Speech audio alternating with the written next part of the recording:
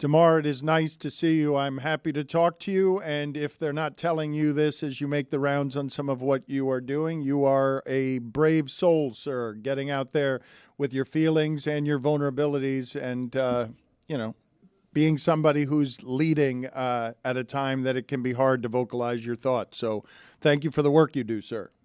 Thank you. I appreciate that. I will tell the audience he's a six-time All-Star. He's the king of the mid-range. He's a superstar forward for the Chicago Bulls, one of the best players in Raptors history. And what I'm complimenting him on is the work that he's been doing on mental health. He was one of the leading pioneers in basketball, talking about it at a time we all felt a little bit tested. And he's got a new series about mental health on his YouTube channel. It's called Dinners with DeMar. He talks to Draymond Green, Dwayne Wade, Damian Lillard. And I saw a clip of Draymond talking. He had, he had to be talked into 1,000 times. Go talk to somebody, get some tools. Can you explain to me, please? And thank you for joining us.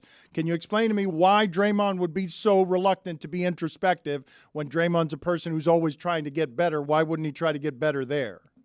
I think we all deal with that to some type of extent. It could be with anything. Sometimes I know somebody who didn't feel like they needed help with cooking.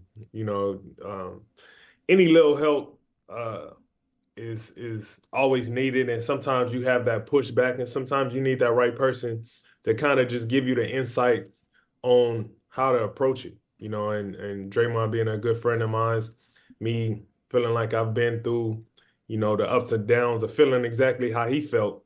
Sometimes you just need to hear that. Sometimes you need that little extra little push to understand that it's okay to go try it out. And sometimes when you try it out, you may not feel it right away, and that's okay too. Just take your time with it and feel your way into it. So just me having a respect and a love for him, I felt like it was my job just to try to help him out the best way I can. But explain to me what it is about athleticism, about masculinity that makes it hard to ask for help.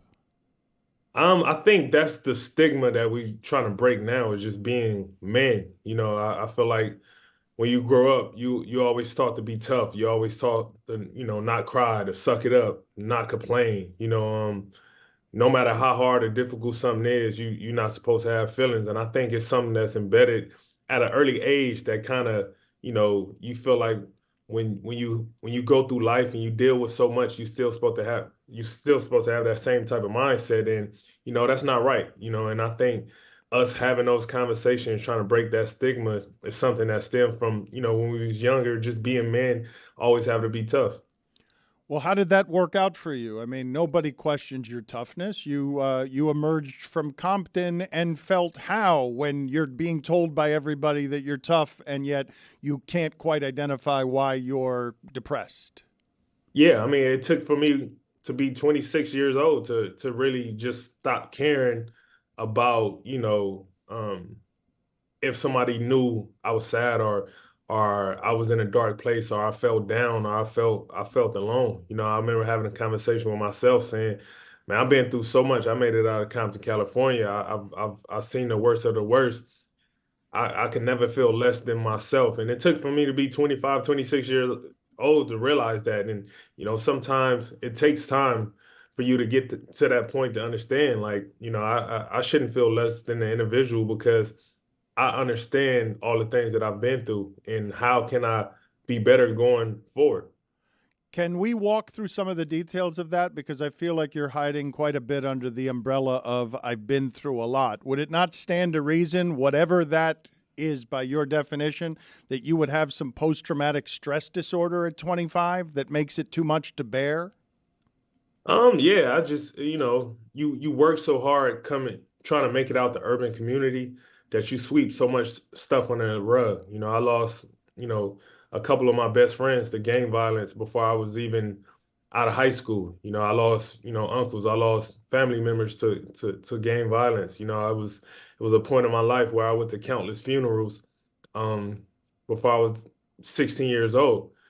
Seeing things and going through so much of that, you really don't realize how much it takes a toll on you emotionally and mentally, to later down a line, when your whole goal is to make it out of that environment. And in the same token, you running away from so many emotions that you're leaving behind, and sometimes those same emotions will catch up to you at some point.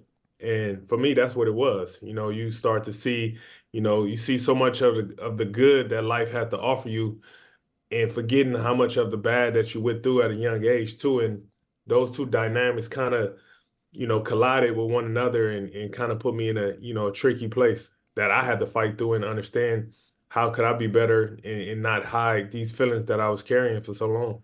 Are you talking about avoiding grief? Are you talking about not having any idea what to do with I love this person and now they're dead? I'm a teenager. What the hell? How is this my life?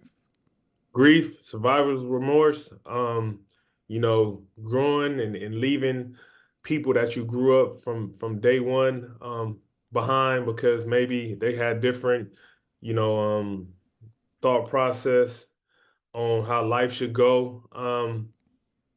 I grew up having a big family, big friend, a huge community of friends, and when the separation started to happen, you deal with so much grief that you leave behind, so much sadness, so much stuff that was never addressed. Because for me, I had one goal, and that was to make it out.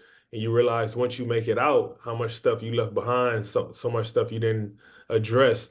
That kind of takes a toll on you. And especially with me feeling like coming from two different worlds, been in the league for so long, seeing so much of the positive that it has to bring, but also not addressing so much of the negative stuff that I had went through, it took a toll.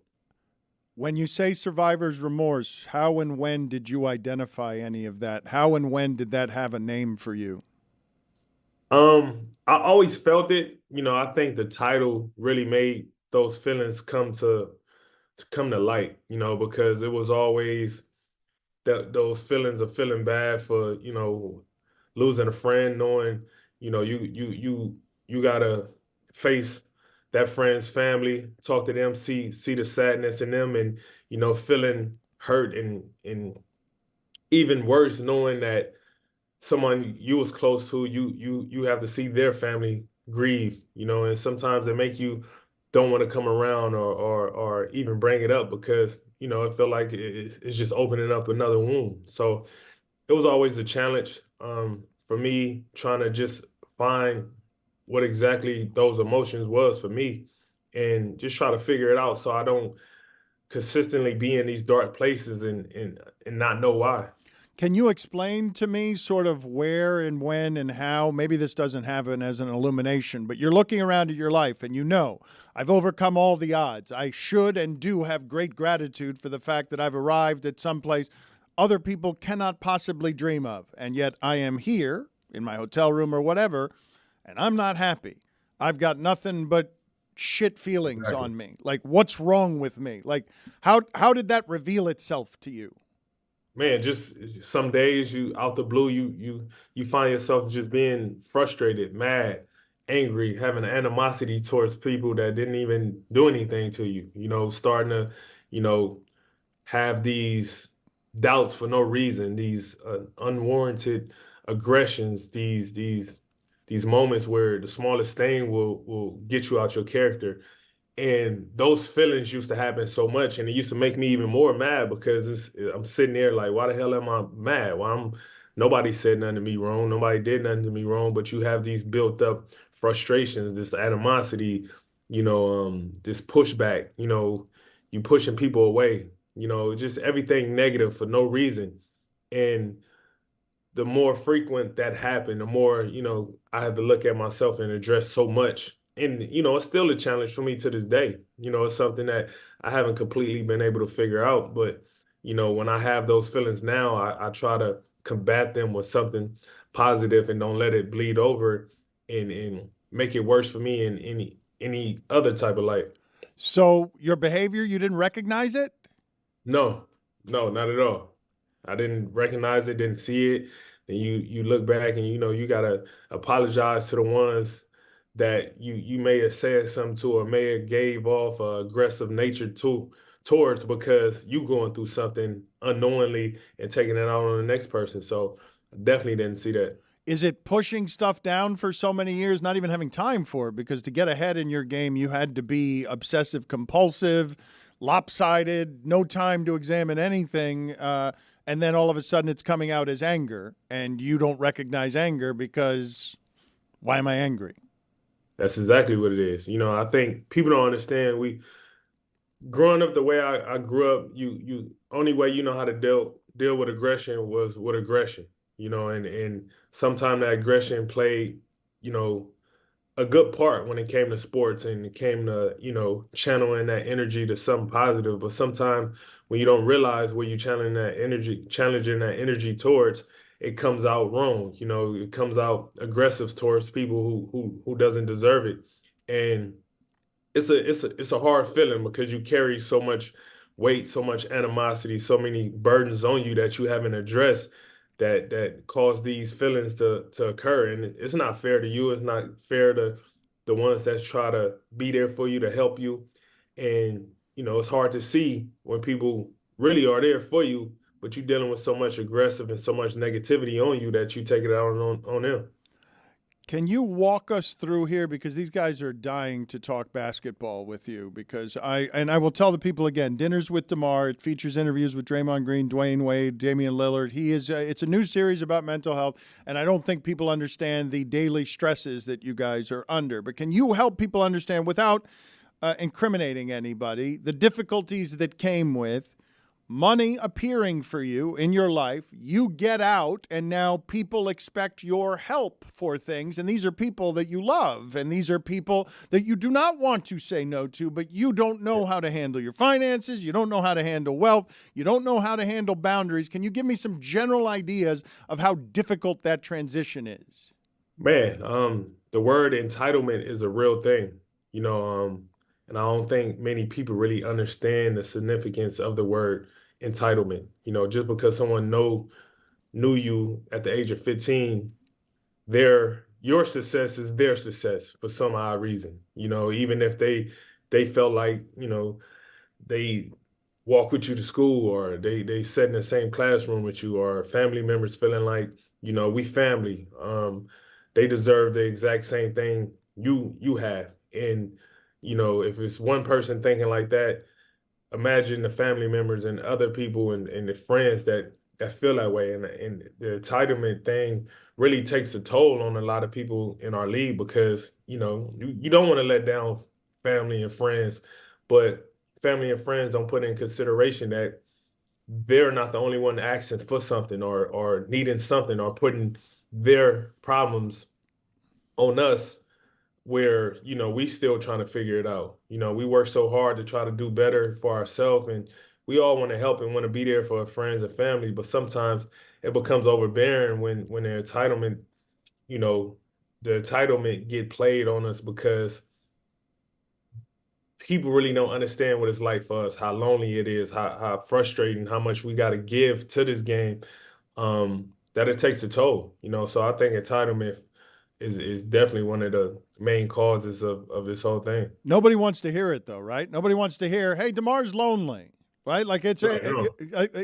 what do you mean? DeMar's got the life we all want. What are you talking about? Exactly. Prime example is just like I seen Dame, said the other day he really don't have a life, and you see so many people saying, "How can you not have a life? You making X amount of money every single day," and it's like we human at the end of the day. It's like a quote I read from Jim Carrey before was, he wished he had everybody.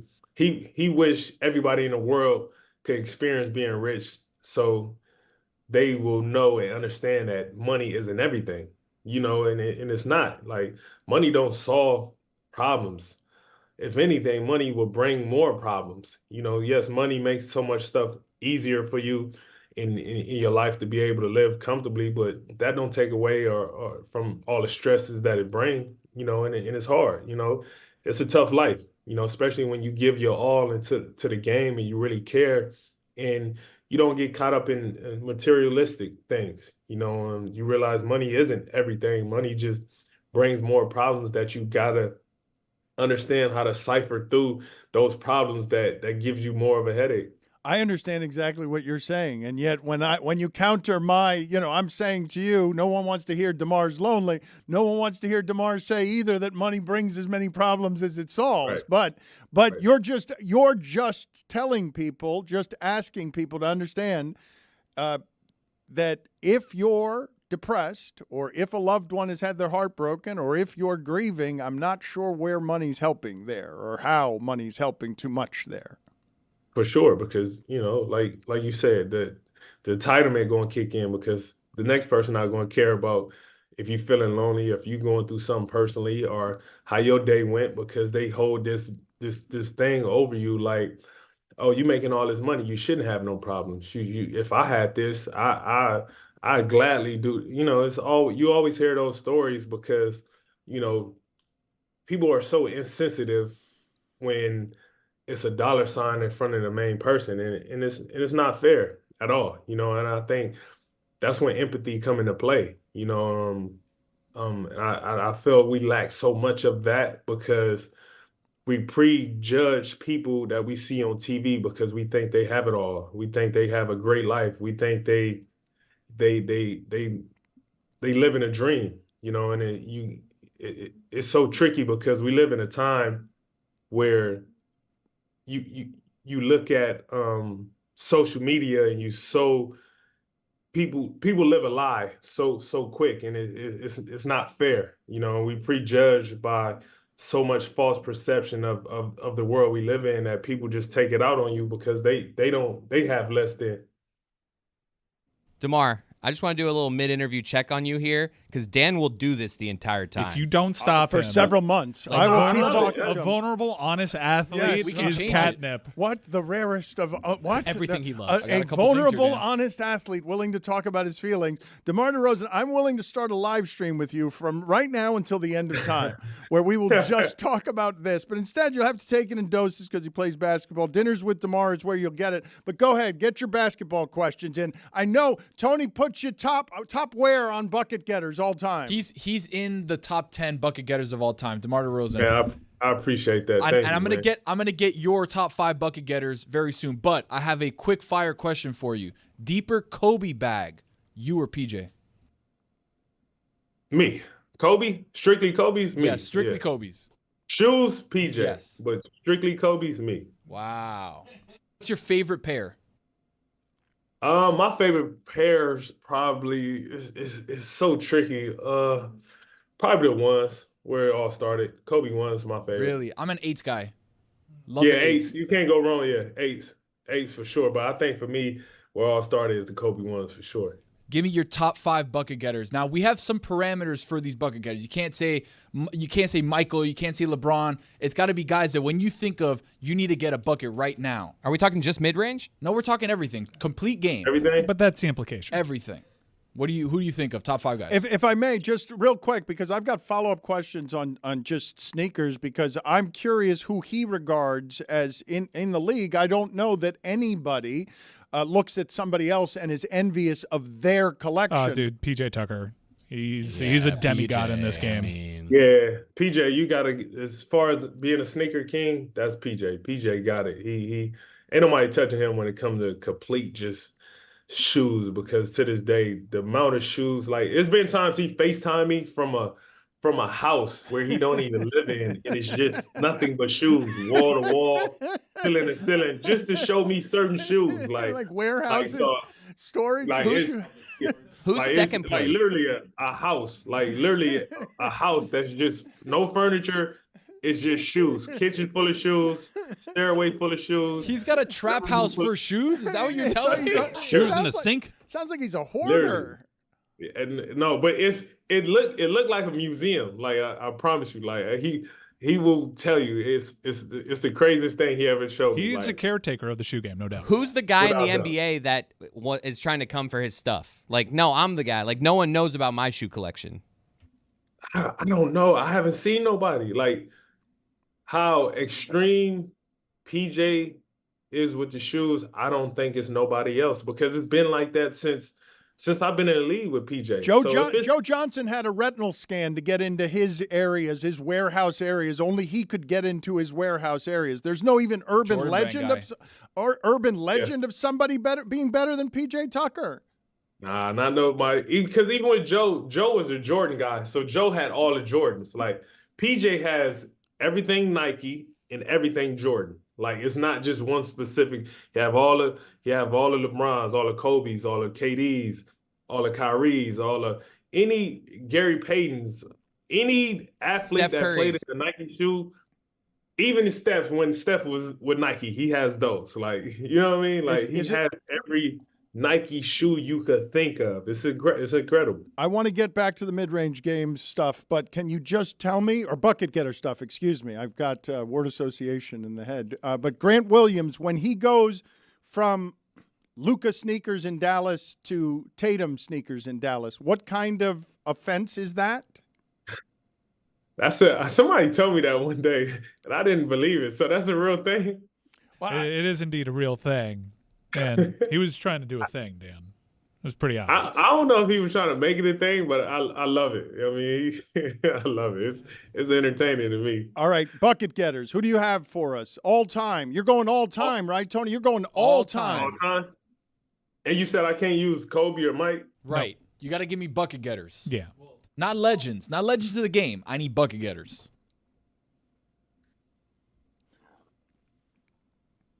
KD, can I put KD? You could put KD. But that's a legend of the game. Yeah. That's Yeah, a little yeah, high. yeah. That's But a it's a little bucket high. getter, That's though, too. It's a okay. little But tough. Man, trying to like, give I'm a- trying to, like, You can't be I'm on trying Mount to- Rushmore and on this bucket. Like Jay getter Crossover. list. Like There that's what you I'm thinking go. of. Jay Crossover. well, Like, this is what you're doing though. You're privately you're offending DeMar by saying he's not KD, by saying he's not No, Jordan. you are doing that. We How are very dare clearly you, trying to Dan? say, like, Saying that out there's a loud. did level that. of greatness. Nobody did that. It's all implied. Yeah, you're like you're all time great. You might end up on some Mount Rushmores. That's not what we're looking for here.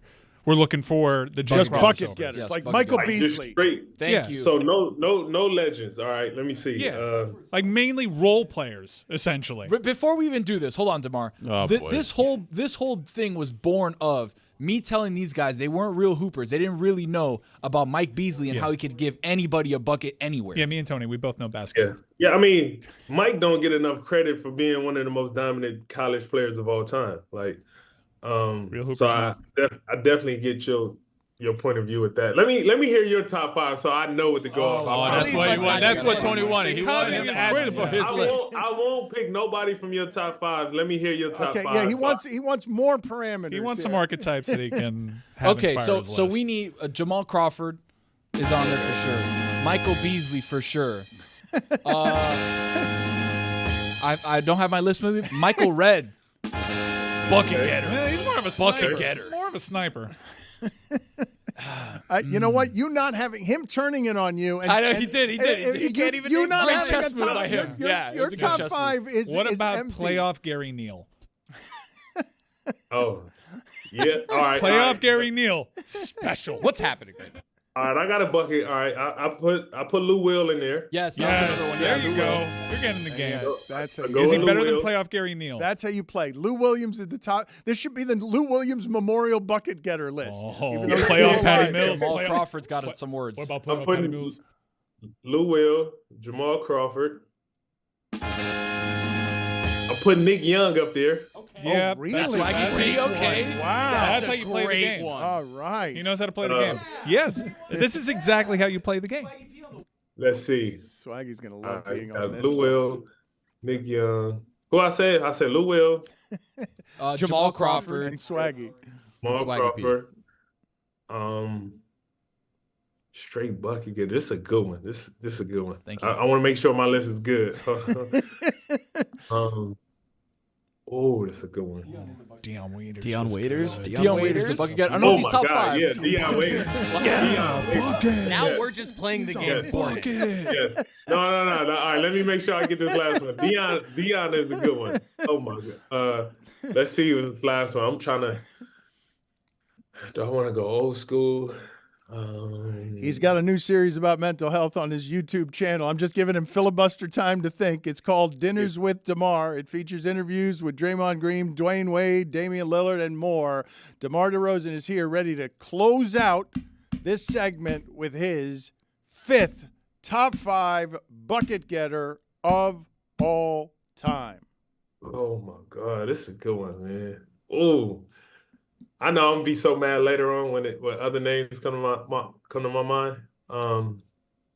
Next week, you can call us every day when new names All come. right, come Nick on. Van Exel? Monte Ellis? Monte. Oh, Ellis. Monte. Marcus Oh, Thornton? Come on. Yeah, Monte, thank you for Okay. helping me. There you This go. is not That's how my we guy. do it. This is not how the my game is guy. No, that's played. my We guy. have the same- What size do you wear, DeMar? I'm going to throw you some shoes. Thank you. Appreciate that. Hey, Tree, thank you. Appreciate it. Like, we You, did- Tony, me, we all know hoops. Yeah, you three. We're great at it. Yeah, that's a good one. I like that. Thanks, DeMar. Appreciate you.